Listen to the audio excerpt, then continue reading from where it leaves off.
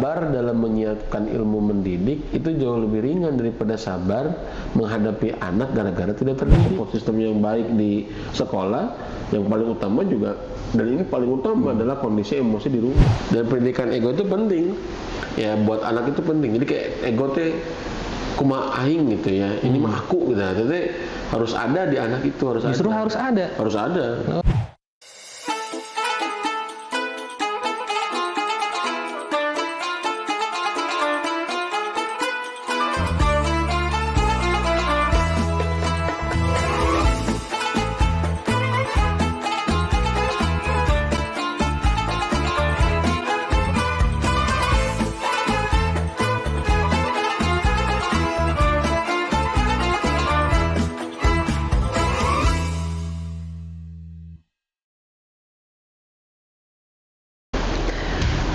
Oke, bismillahirrahmanirrahim. Assalamualaikum warahmatullahi wabarakatuh. Waalaikumsalam warahmatullahi wabarakatuh. Ya teman-teman Mindcast semua, alhamdulillah nih kita bisa hadir lagi, silaturahim lagi dengan Abah Hasan Faruqi. Ya, Atur nuhun Abah sudah hadir lagi. Sami-sami. Karena apa Pak Sobar? Kita itu belum puas ya kemarin tuh menanyakan perihal sosok ayah gitu. Tapi kan saya bukan laki-laki pemuas ya. Ais. Tapi laki-laki panggilan Bah ya. Bah ka dieu sih. Aduh. Kemarin kan kita udah ngomongin vitalnya, urgennya posisi kita nih Bah sebagai seorang ayah. Saya, Pak Sobar, Kang Tantan juga kan seorang ayah kan. Betul. Ya. Kita sudah semakin memahami Bah tentang urgensi kita di tengah-tengah keluarga. Dan cuman memang kita masih banyak pertanyaan tentang ayah nih Bah. Oh, Masya Allah. Apalagi tentang pola asuh dan juga gini Bah, kerjasama antara suami dengan istri untuk mendidik anak itu harus seperti apa? Terkadang kan kalau dua-duanya keras, kasihan ke anak, gitu kan. Terus sebetulnya yang cocok untuk pendidikan terhadap anak, kaitannya dengan suami istri itu kayak gimana sih Bah sebetulnya Bah? Ya kalau Allah, jadi Allah tuh sudah kasih fitrah ya kepada kita itu ya, untuk menjalankan perannya masing-masing. Jadi laki-laki sudah dikasih fitrah keayahan sebetulnya. Nah, ibu-ibu sudah dikasih fitrah keibuannya. Ya, perempuan itu sudah dikasih fitrah keibuan sebetulnya. Cuman kadang-kala karena kita nggak ada ilmunya, nggak tahu bahwa itu adalah modal dari Allah untuk mendidik anak gitu. Iya. Ya. Sebetulnya dengan fitrahnya itu tuh sudah memiliki modal yang luar biasa ya. Contoh misalkan laki-laki misalkan dengan keegoannya kan, ya kan sering sekali dikesankan laki-laki egois gitu kan. Betul. Laki-laki mau egois gitu ya.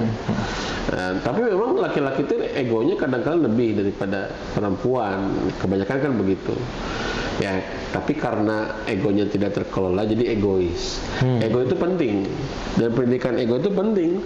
Ya, buat anak itu penting. Jadi kayak ego teh kumaha aing gitu ya, ini mah aku gitu. Jadi harus ada di anak itu, Justru harus ada. Harus ada. Ya, justru itu tuh harus ada, karena kalau tidak ada, anak akan mudah terpengaruh, mudah terbawa arus yang buruk gitu ya, atau tidak memiliki pilihan gitu kan, kemudian gak sering galau, tidak percaya diri karena memang gak ada ego.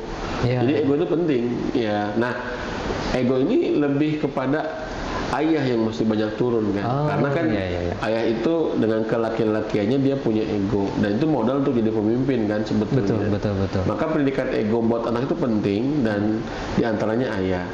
Tetapi kan ibu kan disebutnya dengan kelembutannya, dengan pemaafnya gitu ya, sehingga kadangkala lebih dominan rasa daripada logika misalkan, dan jauh lebih empati, memaafkan ya. Itu kan ibu, makanya ibu disebutnya ratu damai. Kalau ayah kan raja tegas ya. Tega itu tegas ya. Raja tegas. Kalau nggak punya ego nggak bisa tegas Pak. Tapi Pak, untuk menemukan ego sendiri itu kan harus ada di anak nih. Betul. Tapi untuk ego menjadi lebih baik itu seperti apa? Karena kan ada ego yang positif dan negatif. Kalau mau negatif berarti Kukor teh didik geus mana mah ulah ditanya ke batur atau daek. Didik atau daek. Makanya kudu pang-pang we. Udah ka laki mah kamu bisa anak cowoknya.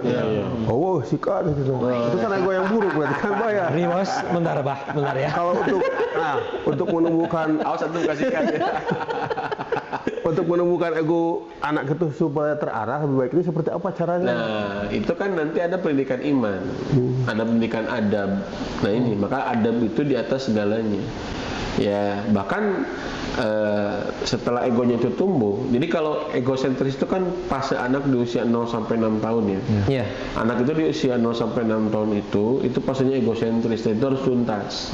Justru kalau nggak tuntas, ya sering sekali dia itu jadi nggak jelas gitu. Bahkan mudah goyah gitu. Maka tuntaskan, makanya di usia 6 tahun mah yang ulah lebeting dicari ke budak gitu ya, selama tidak memadaratkan orang lain gitu ya, mencelakai orang ya. Mencelakai dirinya sendiri gitu. Kan gitu.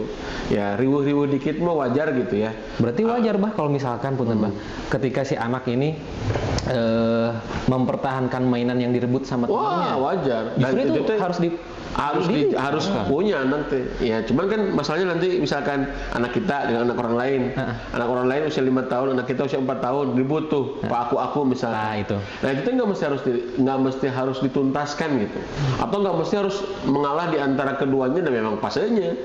Nah, paling ada yang namanya RP. RP itu rekayasa perilaku. Gimana egonya tetap terjaga supaya tergandeng kumaha, supaya tidak menyakiti gimana gitu aja. Tapi jangan dikesankan bahwa kalau anak ribut ya itu jelek ya, dan nggak boleh ribut gitu, dan nggak boleh kekeh sampai anak di usia 4 tahun 5 tahun diajarkan paksa untuk diajarkan mengalah, berbagi gitu. Itu kurang tepat sebetulnya. Ya kenapa? Karena itu fase ego. Ya makanya kenapa syariat itu kan yang memerintahkan sholat usia 7 tahun gitu. Karena memang dia fase 7 tahun ke atas itu udah mulai sosiosentris tuh. Ya udah mulai sosiosentris, sudah mulai bisa dilatih untuk bisa ke orang lain gitu ya, lebih empati, lebih peduli, lebih berbagi gitu. Kalau usia 6-7 tahun pertama ya siap-siap untuk masih egosentris ya. Egosentris. Makanya kalau nanti tadi Pak Sobar nanya kumaha bah ya kan untuk membedakan ego positif, ego negatif gitu kan ya. Nah, nanti ada pendidikan iman kan, pendidikan adab, udah mulai tuh anak diajar dipahamkan bahwa ini buruk, ini baik, fase tamyiz kan tuh. Itu dari usia berapa, Bah? 7 tahun. 7 tahun. 7 tahun 10 tahun itu udah mulai diarahkan berarti. Udah mulai diarahkan itu ya. Walaupun ya 6 tahun, 5 tahun bisa diajak ngobrol, cuman nggak bisa diharapkan. Bukan fase latih gitu maksudnya. Jadi fase latih itu, pralatih itu 0-7 tahun itu pralatih. Cuman di stimulus saja, mau berbagi nggak gitu ya. Nggak mau ya udah gitu. Ya terus distimulus untuk punya ego positif. Ya kalau nggak mau ya nggak apa-apa gitu. Jadi nggak ada latihan gitu. Betul. Nggak ada ya. Tapi kalau sudah 7 tahun ke atas, itu mulai fase latih. Ya prabalik gitu disebutnya itu ya. Prabalik. Nah itu fase latih. Mulai dilatih sedikit demi sedikit. Adabnya mulai dilatih gitu ya. Ke orang tua nggak boleh begitu misalkan gitu. Jadi lamun budak denggelan ambek gitunya ke usia 3 tahun 4 tahun ya memang masanya ya. Wajar. Kamu nggak sopan loh. Emang itu wajar di usia gitu ya? Wajar sekali. Nakol ke anak tetangga nih. Namanya juga anak kecil. Iya, itu pengalaman anak bapak ya. Nakol tarang tetangga gitu. Tapi buat lu apa nih misalnya anak itu mewarisi sifat dari orang tua? Jadi kalau watak itu kan gen. Jadi kalau watak itu gen. Jadi kita harus bedakan mana watak ya karakter bawaan dengan karakter bentukan. Gitu. Jadi ini harus dibedakan. Karena kalau watak itu gen kan. Jadi gen itu bawaan. Ya misalkan kekehna gitu ya. Tapi itu sifat dasar, yang kekeh itu kan nggak selalu buruk kan. Iya. Ya gigih kalau berarti kan. Ya gigih kan gitu kan. Gigih teh teu asak ya. Kirang cai. Kirang sabuku. Ya gigih bersuhu kekeh kan anak mandiri. Jadi makanya nanti kalau dalam memahami watak anak kan setidak-tidaknya ada ada 4 ya gitu kan, ada 4 bagian ya, kita pahami watak anak gitu kan. Setiap watak itu bisa dibentuk dengan kebaikan gitu. Tapi tadi bahwa kita harus paham bahwa karakter itu karakter bawaan itu ya ada, tapi ada juga karakter bentukan yang bisa dibentuk, dan adab itu bisa dibentuk. Ya, wataknya apapun adab itu bisa dibentuk. Kita itu bisa bikin meja dari bahan dasar apapun kan? Iya. Ya dari batu bisa nggak? Bisa. Dari Kayu bisa. Plastik Bisa. ya, besi bisa. Nah, 4 bahan dasarnya bisa dibentuk meja, tetapi waktunya kan nggak sama, prosesnya nggak sama, nah begitu ya, sama-sama pingin karakter meja, tapi watak bawaan itu sangat mempengaruhi proses dan cara. Sampai menjadi hasil akhir yang diinginkan. Iya, sampai menjadi hasil akhir yang diinginkan itu punya waktu yang berbeda, ya gitu. Makanya nanti setiap anak ya walaupun 2 misalkan, apalagi 3, apalagi 4, kita harus paham. Ya kita pengen anak jujur misalkan, tapi yang satu mudah berbohong, yang satu ya mudah dipengaruhi, yang satu ya lebih berani untuk jujur. Itu jadi kita harus paham. Nah itu teh bukan jujur itu bisa dibentuk, cuman watak bawaan seseorang itu berbeda-beda itu. Berbeda-beda. Prosesnya nggak sama. Kenapa Lila nyin meja teh? Tetangga saya mau mereka gancang. Ya tetangga Anda makan bikin mejanya dari kayu kan. Kalau saya makan dari batu, jadi lebih lama. Tentu akan berbeda prosesnya. Begitu. Terus cara membuat, kan tadi Abah sebutkan ada watak yang bisa dibuat tuh. Nah, bagaimana cara membuat watak yang dibuat itu, Bah? Nah, kalau karakter yang dibentuk itu, nah ini butuh proses ya. Nanti masuk kita ke pendidikan adab. Ya, ada kebertahapan, ada membangun kesadaran gitu ya. Tentu yang pertama adalah sebelum ke pembiasaan, karakter itu adalah dibangun kesadaran. Ya, dibangun kesadaran. Makanya kenapa pembentukan adab itu atau karakter baik buruk itu yaitu ketika usia tamyiz, usia 7 tahun mulai itu. Tetapi di usia 0 sampai 7 tahun yang dibangun adalah tentang keimanan. Ya, karena keimanan inilah yang akan menjadi rahim pada pembentukan adab tadi. Pondasinya itu ya. Pondasinya. Ya, jadi makanya kenapa dalam Islam itu kalau tentang bab akhlak itu bab adab itu selalu terkait dengan keimanan. Ya, contoh misalkan Rasul bilang man kana yu'minu billahi wal yaumil akhir falyukrim dhaifahu kan gitu ya. Falyasir rahimahu gitu dan lain sebagainya, atau falyakul khairan aw liyasmut, barang siapa yang beriman kepada Allah dan kepada hari akhir maka berkatalah yang baik gitu. Kemudian hormati tamu, sambungkan silaturahim. Karena memang itu akhlak-akhlak itu sangat terkait dengan keimanan. Ya gitu. Baru nanti masuk ke pembiasaan, masuk ke pendisiplinan. Jadi ada tahapan-tahapan. Iya sih. Jadi kalau saya lihat di Jepang nih, Bah, justru anak-anak usia dini itu diajarkan soft skills dulu justru. Walaupun ya kita nggak berbicara tentang keimanannya ya, Pak ya. Tapi hebatnya tuh anak-anak kecil di Jepang, mereka walaupun usianya masih kecil, TK lah gitu ya, usia TK. Jadi mereka diajarkan cara nyebrang yang baik seperti apa, menyimpan barang-barangnya seperti apa. Justru mungkin itu yang diperlukan awalnya. Pembiasaan. Ya ketika pembiasaan atau ketika adab akhlak itu dibentuk tanpa iman, itu jadi kosong nilai. Iya, jadi kosong value-nya. Jadi kosong nilai. Kemudian juga jadi apa ya? Jadi tidak kokoh gitu, menemukan kekosongan. Karena kan kita itu manusia ya, yang bukan hewan sirkus yang mahir hanya dilatih secara fisik gitu. Betul. Jadi, nah Islam itu kelebihannya di sana. Cuman sayang kaum muslimin juga, ya mungkin ya kadang-kala lupa bahwa mendidik adab itu atau karakter itu bukan hanya urusan fisik, pembiasaan gitu, tapi harus dibangun keimanan ya. Yang keimanan ini nanti akan membangun kesadaran. Sadar, kenapa penting, kenapa harus gitu ya. Nah, contoh misalkan kalau di Jepang misalkan, ya saya juga baru dengar ya, dulu pernah ikut pelatihan, ya si coachnya bilang bahwa justru angka bunuh diri tertinggi itu ya di dunia ini Jepang. Kan? Betul lah. Jadi kenapa cepat mandiri dan cepat juga bunuh diri? Karena salah satunya adalah keimanan. Faktor punya iman itu ya. Iya, betul. Jadi kalau pegangan gitu. Iya, makanya kalau nggak heran kalau di kita pun sekarang sedang marak ya. isu-isu bunuh diri gitu. Atau sekarang ada lagi anak-anak pakai barcode sekarang. Barcode naon, Mbak?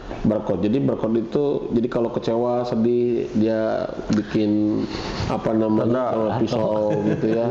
Oh gitu? Iya. Dikira tato? Ya kayak ditato sampai pisau gitu ya. Akhir-akhir ini, Pak. Akhirnya ini. Bukan karena mau dekat lebaran.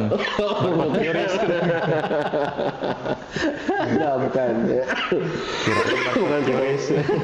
Tapi ini benar nggak, Pak? Kalau setiap orang itu atau setiap anak itu terlahir dengan fitrahnya sendiri atau sudah mempunyai iman dari lahir? Betul. Berarti tinggal bagaimana caranya kita untuk menumbuhkan dan mengarahkannya itu. Betul. Ya. Itulah karena ketika anak itu lahir, ya Allah sampaikan udah punya iman kan gitu. Ya Nabi juga begitu kan menyampaikannya. Cuman ya kata Nabi, ya Allah berfirman dalam hadis kursi itu, khalaqtu ibadi hunafa. Aku menciptakan hamba-hambaku itu hanif, lurus gitu kan, punya iman. Fajtalahumus syayatin. Tapi setanlah yang membuat mereka manusia itu tergelincir. Makanya kalau mendidik anak itu bukan hanya urusan bagaimana berkomunikasi, ya, bagaimana mengisi bank emosi, bagaimana membentuk karakter, apalagi cuma ngomongin tentang kecerdasan anak. Tapi yang jauh lebih penting adalah bagaimana setan tidak ikut campur dalam kehidupan anak-anak kita. Ya bagaimana punya daya tahan imunitas iman yang kuat gitu. Itu paling penting itu. Ya karena setan itu nggak akan godain kecerdasan, nggak akan. Ya, kayak setan itu kan nggak akan ngeganggu rumah kita, nggak akan ngeganggu iPhone kita atau alat komunikasi kita. Mobil semewah apapun yang punya Pak Sobar kan nggak akan diganggu setan kan. Iya. Ya, mau dicoret-coret ke setan kan gitu kan. Betul nggak? Ya, Pak Tantan punya rumah atau Kang Akbar punya rumah misalkan kan nggak lantas gentengnya dicuri setan kan gitu enggak kan. Setan nggak akan ganggu dunia kita. Setan akan ganggu keimanan. Karena kalau iman itu sudah rusak, sudah hancur, maka sebanyak apapun dunia itu akan lebur. Berarti adanya banyaknya anak atau yang sudah dewasa bengal atau susah diatur apa itu karena pengaruh setan dan diawali dari salah pola asuh itu sendiri. Itulah pola asuh yang salah, itulah yang kadang-kala membuat imannya itu rapuh, ya. Kemudian setan lebih mudah untuk menguasai anak-anak kita. Gitu ya. Iya. Jangan sampai setan lantas mengambil alih. Nah, orang tua harus sampai ke sana mikir teh. Jadi cek kasarna mah urang teh ngadidik teh paboro-boro jeung setan. Betul. Iya. Kalau kita nggak rawat imannya, setan yang ngambil. Dan setan nggak senang dengan keimanan itu, nggak senang. Makanya kalau saya pernah baca satu hadis riwayat Bukhari kan anak itu nangis kan kalau lahir itu ke alam dunia kan manusia lahir kan ke alam dunia nangis. Itu kalau menurut medis ya mungkin beda alam kan dari alam rahim ke alam dunia. Tapi kalau dalam kaitannya dengan keyakinan kita itu di riwayat Bukhari itu diterangkan karena setan sudah menusuk bayi itu gitu. Jadi maksudnya menusuk bayi itu dia sudah siap menggoda bayi itu sehingga menangis gitu. Makanya harus diajanin ya, Pak ya. Di saat lahir kan. Ya, betul. Harus kalau bayi lahir itu kan biasanya kita ajanin. Ya. Ajanin ya betul. Ya. Supaya tidak terlalu terpengaruh oleh setan gitu. Itu salah satu adab ketika anak lahir. Ya. Berarti si setan itu emang dari kita dalam kandungan dari dodoho berarti sudah mendodoho. Begitu borojo. What the meaning of dodoho ya? Begitu borojo digabur nya langsung. Iya, digabur. Iya, calonnya.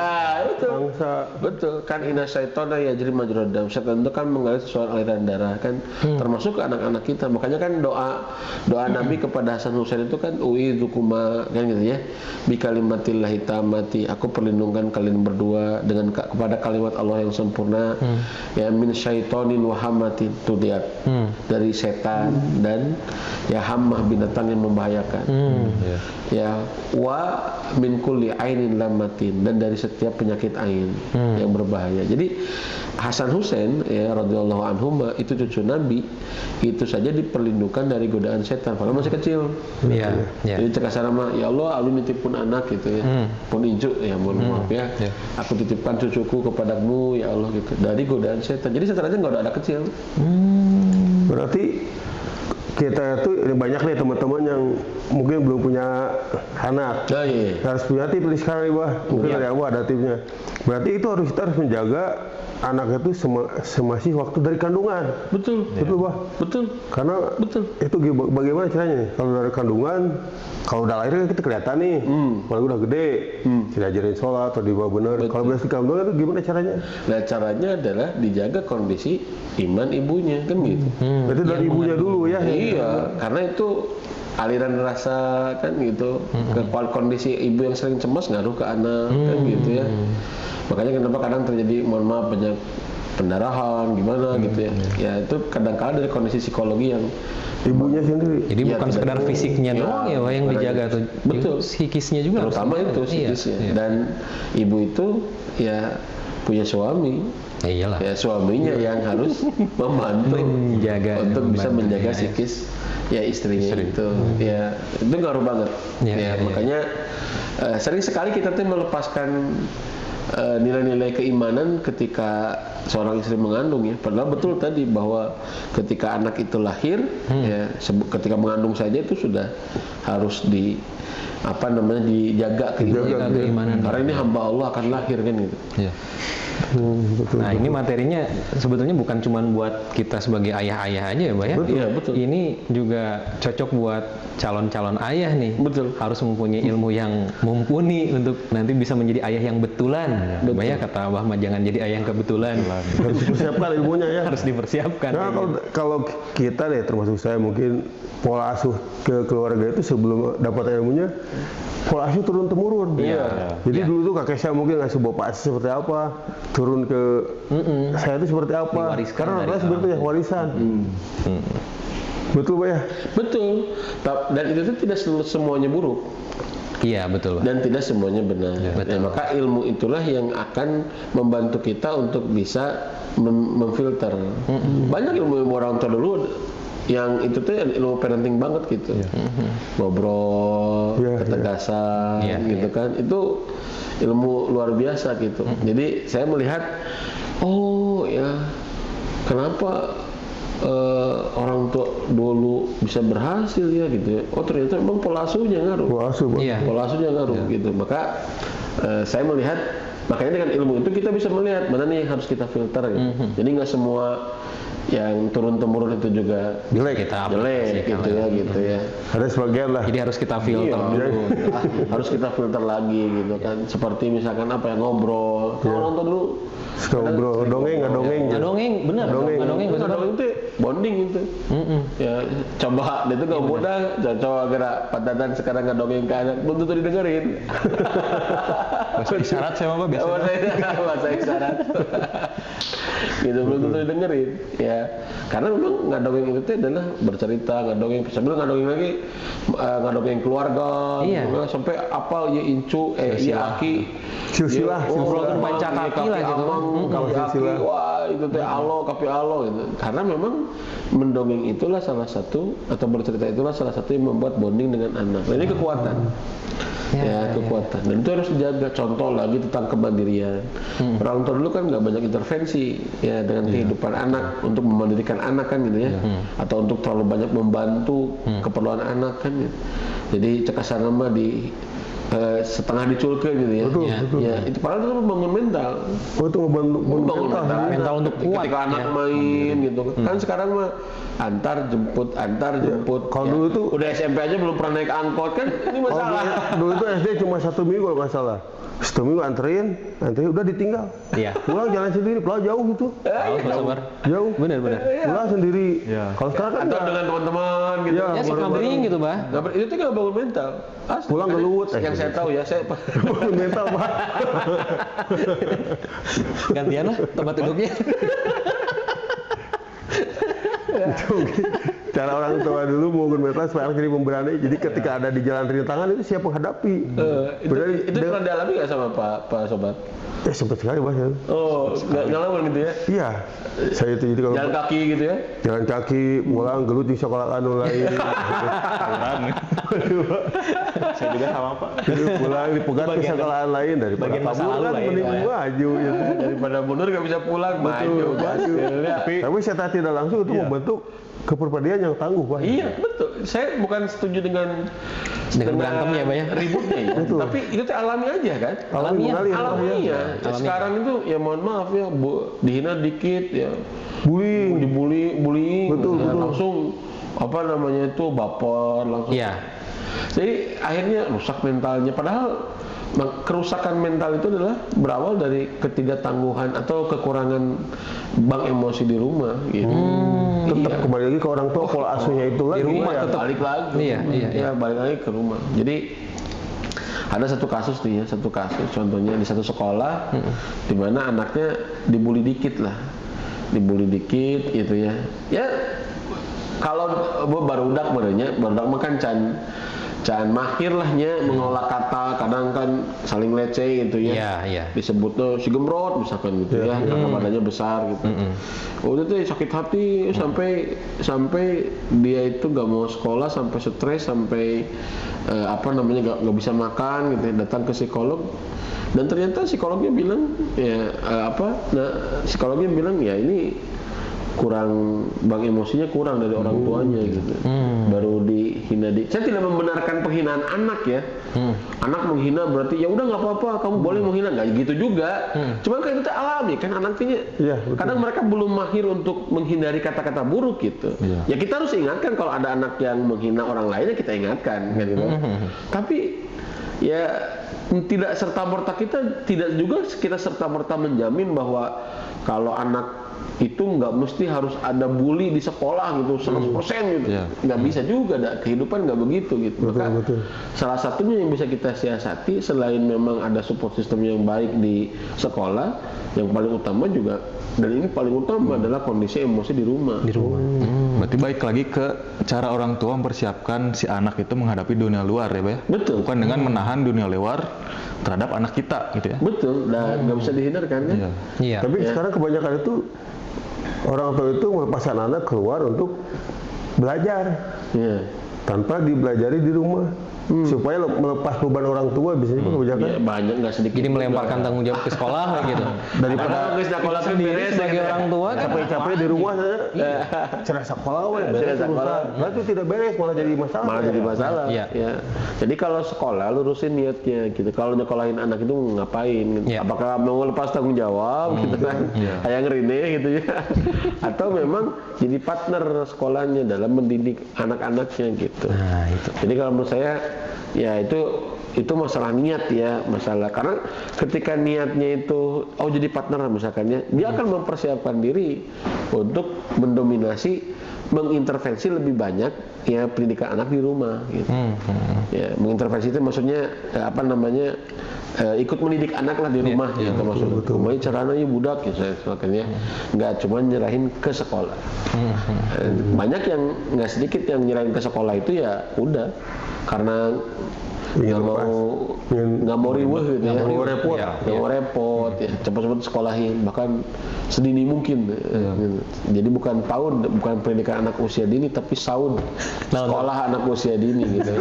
Kan beda kan? Iya betul. Ya, padahal kan PAUD ya, taman kanak-kanak kan disebutnya juga kan, artinya ya main gitu maksudnya. Dunia main lah. Ini anak PAUD yang banyak belajar jadi SAUD itu ya, sekolah anak usia dini. Nah, tapi kebanyakan seperti itu, Pak ya. Iya.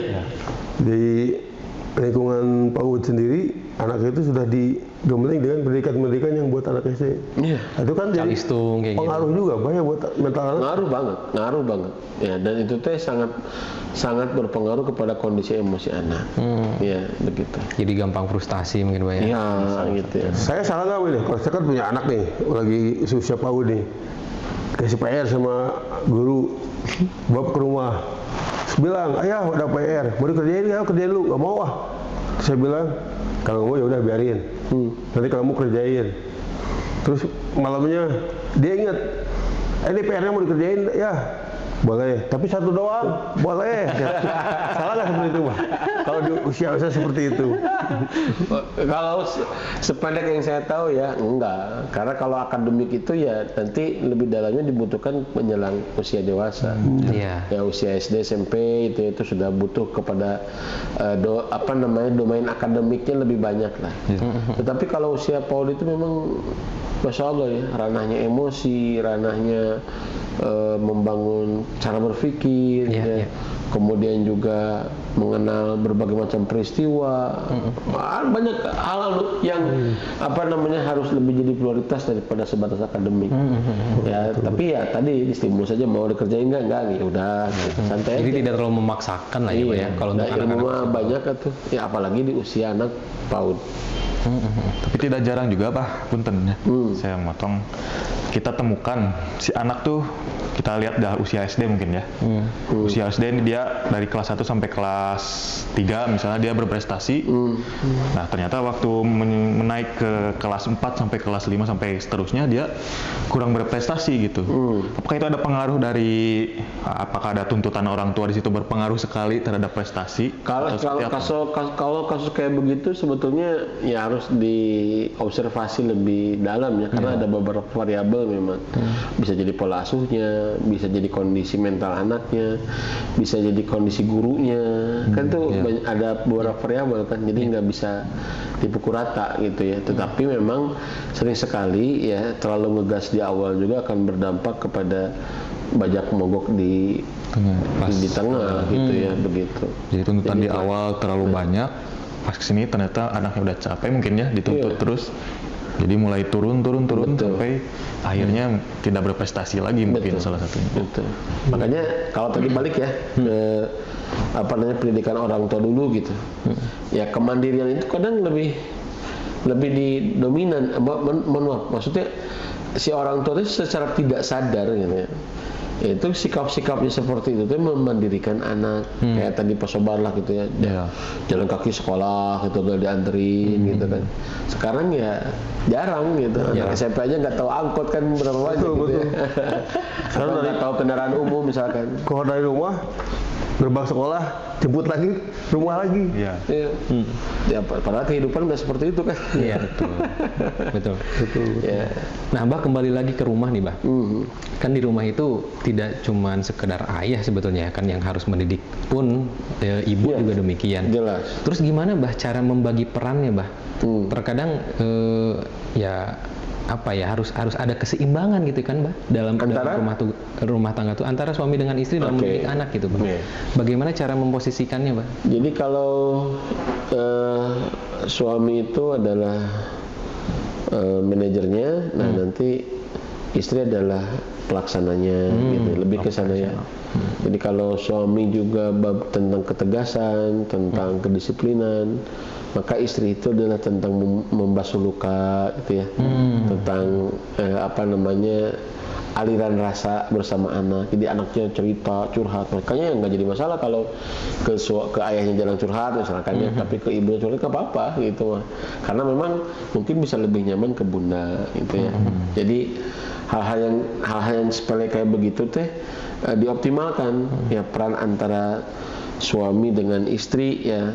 Kemudian juga ketika suami misalkan, walaupun suami juga atau seorang ayah juga tidak tabu, bukan tidak tabu ya. Jadi mesti juga turun hal-hal ke sifat teknis gitu. Tetapi yang paling utama itu adalah lebih sifatnya ke manajerial. Yang menentukan kurikulum gitu ya. Apa nih materi buat anak kita misalkan sebulan ini, itu dikomunikasikan dengan istri.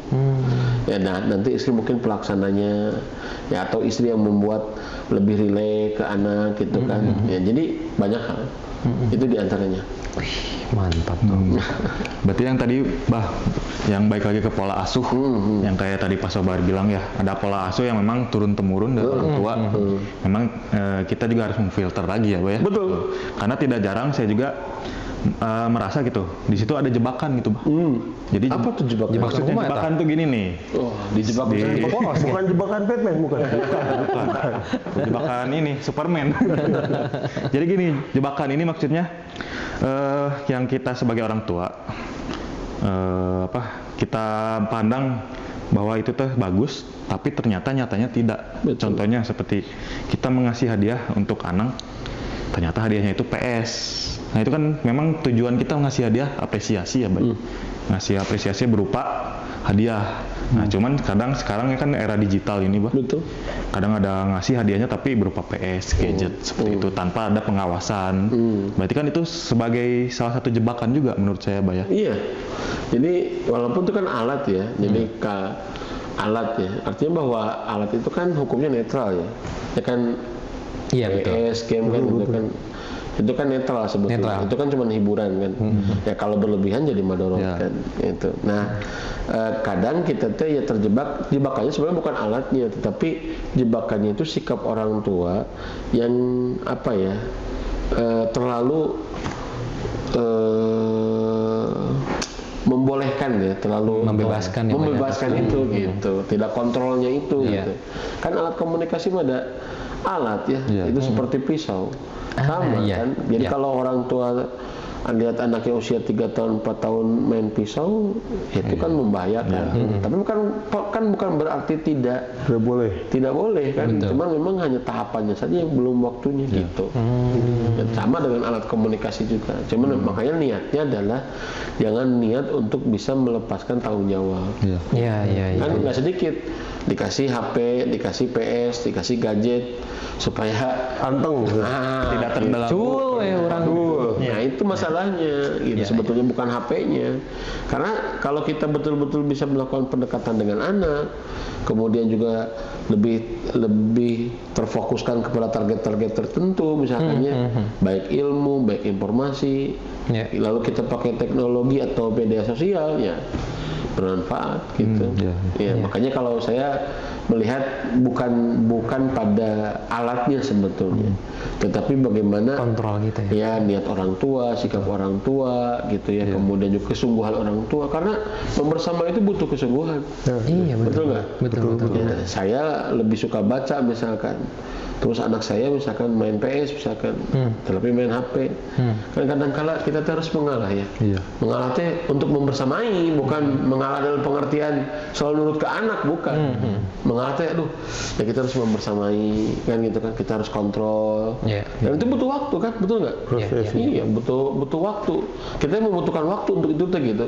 Artinya sebagian waktu kita terbuang hanya untuk ngurusin kontrol anak misalkan. Tapi ya itu loh menurut saya pendidikan gitu. Betul. Pendidikan. Jadi kalau saya suka ngomong kayak begini, sabar dalam menyiapkan ilmu mendidik itu jauh lebih ringan daripada sabar menghadapi anak gara-gara tidak terdidik. Eta pisan, Bang. Iya.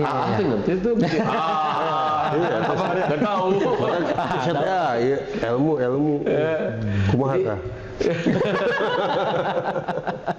Jadi ketika sabar menghadapi anak, sabar mencari ilmu untuk mendidik anak itu jauh lebih ringan gitu daripada sabar menghadapi masalah anak gara-gara tidak terdidik, karena tidak ada ilmunya kan gitu.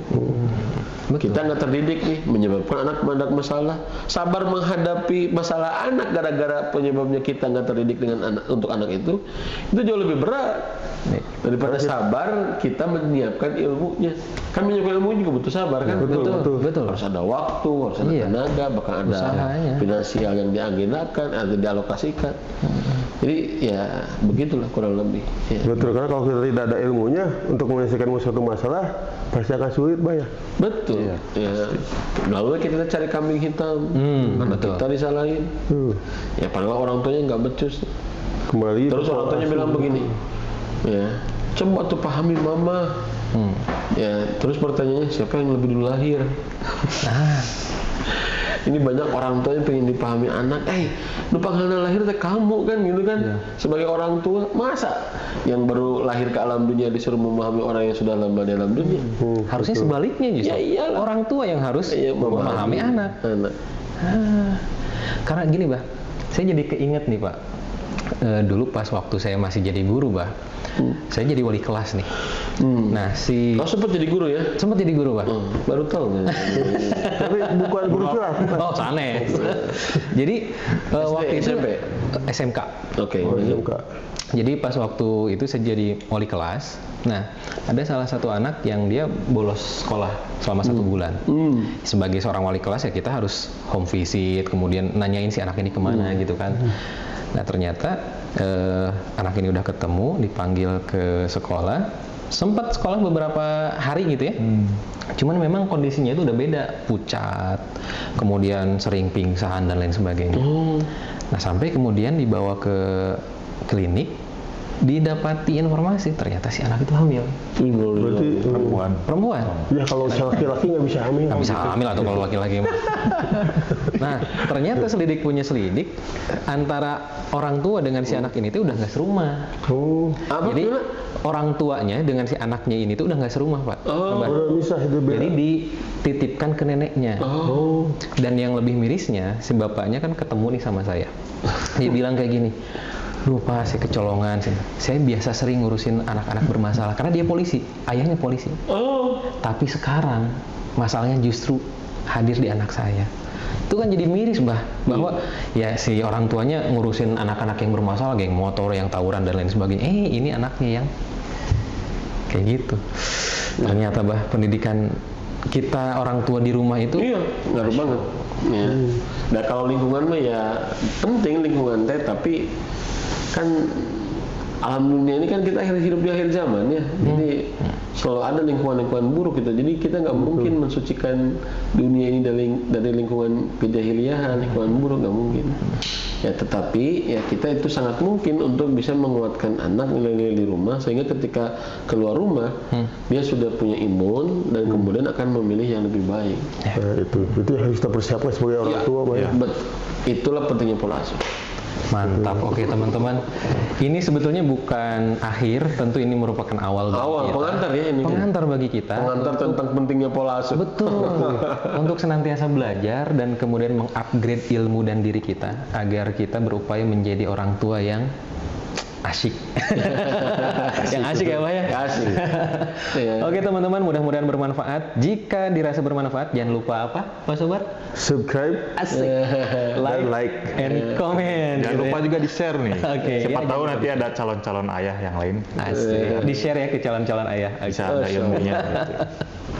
Oke teman-teman, kita cukupkan sekian. Mudah-mudahan kita bisa bertemu lagi di lain kesempatan. Assalamualaikum warahmatullahi wabarakatuh. Waalaikumsalam warahmatullahi wabarakatuh.